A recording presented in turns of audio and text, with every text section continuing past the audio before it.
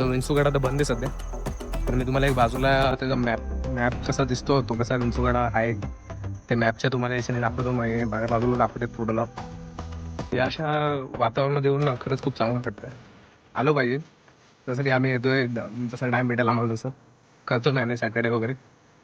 तर अजून आता आपला 4था व्लॉग असेल लोहगडचा.